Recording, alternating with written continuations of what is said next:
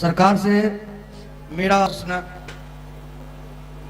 कि महाराज जी, आप जैसे संतों से हम सब ने सुना है कि भक्ति में शक्ति होती है, और इसका उदाहरण जैसे कि आपके ही वृंदावन में प्रेमानंद जी महाराज हैं, जिनकी दोनों किडनी खराब है। तो क्या ये सब सच्चाई है कि ये भक्ति की वजह से ही प्रेमानंद जी का जो इतना दिन से रहना इस पृथ्वी पे, उसके बारे में थोड़ा सा बता दें। ये सवाल हमारे, और इसमें अगर कुछ ऊंच नीच हो तो मैं क्षमा चाहता हूं, ये मुझे सुनना है आपके मुखारबिंद से। नहीं, प्रश्नों में कोई ऊंच नीच थोड़ी होती है। आपने जो पहला प्रश्न किया ना हमारे प्रेमानंद बाबा के बारे में, इस समय आप सब जानते हैं, आप देखते भी होंगे, इस समय उनका जलवा चल रहा है, जलवा। और हमारे देखो, हम तो उनको प्रेमानंद बाबा को हमारे वृंदावन में रहते हैं वो, इसलिए हम एक तरह से उनको इस वक्त सनातन के भीष्म पितामह की श्रेणी देते हैं इस समय। और राधा रानी की विशेष कृपा है उन पे। कृपा तो देखो सब पे होती है राधा रानी की, उन पे विशेष क्यों है? कृपा तो हम पे भी है राधा रानी की, आप सब पे भी है, लेकिन उन पर विशेष क्यों है? उन पर विशेष इसलिए है कि उनका एक नियम मुझे बहुत प्रिय लगता है, जो राधा रानी की वजह से ही है। क्या? वो वृंदावन को छोड़ के नहीं जाते कहीं। वो वृंदावन को छोड़ के, उनके पास कितने कितने ऑफर आते हैं कि महाराज चलो कुछ आप वहां प्रवचन करना। पता है, हमारे यहाँ कहा जाता है कि हम जैसे वक्ता जो कथा करते हैं, जो वृंदावन को छोड़ के कभी कहीं जा रहे हैं, कभी कहीं जा रहे हैं, कभी कहीं जा रहे हैं, हमारे वृंदावन में ऐसी मान्यता है कि उनको किशोरी जी भेजती हैं, ब्रज से बाहर जाओ। क्यों? बोले ये तुम्हारी सजा है। वृंदावन से बाहर जाना वो हम लोगों के लिए एक तरह से सजा है। अच्छा, ये राधा रानी क्यों क्यों हमको सजा देती है? ये कि हमको वृंदावन से बाहर भेजने की सजा देती है।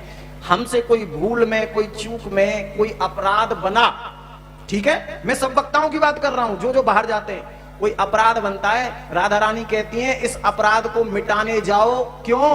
क्योंकि प्रचार करो कृष्ण नाम का, उससे तुम्हारा एक तो तुम्हारे पाप खत्म हो रहे हैं, एक जो लोगों के पाप हैं उनको भी खत्म करो और वृंदावन छोड़ के जाओ। जय श्री राम। लेकिन प्रेमानंद बाबा वृंदावन को नहीं छोड़ते हैं, इसीलिए किशोरी जी की उन पर बहुत बड़ी कृपा है। तुम्हें पता है, बिरले ही संत ऐसे होते हैं जो ब्रज को छोड़ के नहीं जाते। आजकल लाइमलाइट में ऐसा ये सोशल मीडिया चल रहा है, किसको नहीं है जाने का, किसका मन नहीं करता? कोई विदेश जाना चाहता है, कोई कहीं जाना चाहता है, कोई, लेकिन सच्चे संत भैया ऐसे ही होते हैं, है? सच्चे संत ऐसे ही होते हैं। ऐसा कौन है जो उनसे मिलने नहीं आता?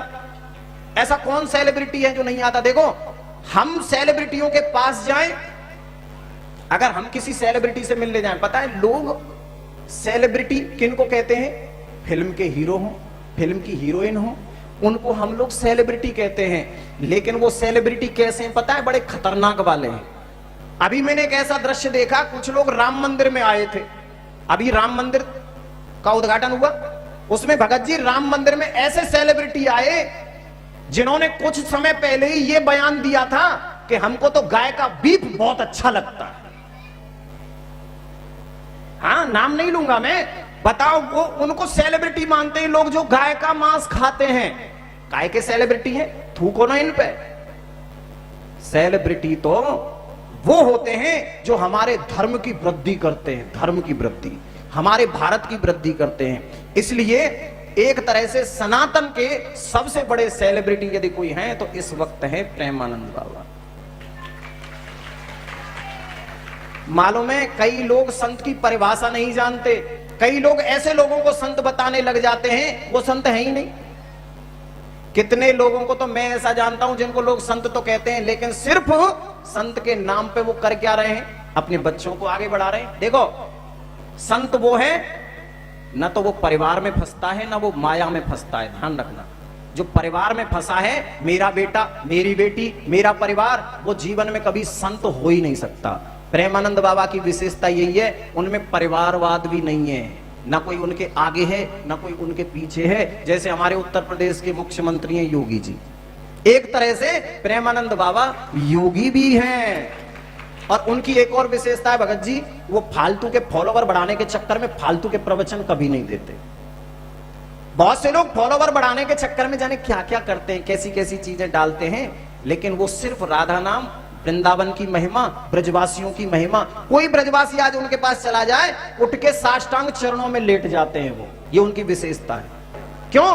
क्योंकि वो मानते हैं ऐसा कि ब्रजवासी साक्षात कृष्ण का ही रूप होता है।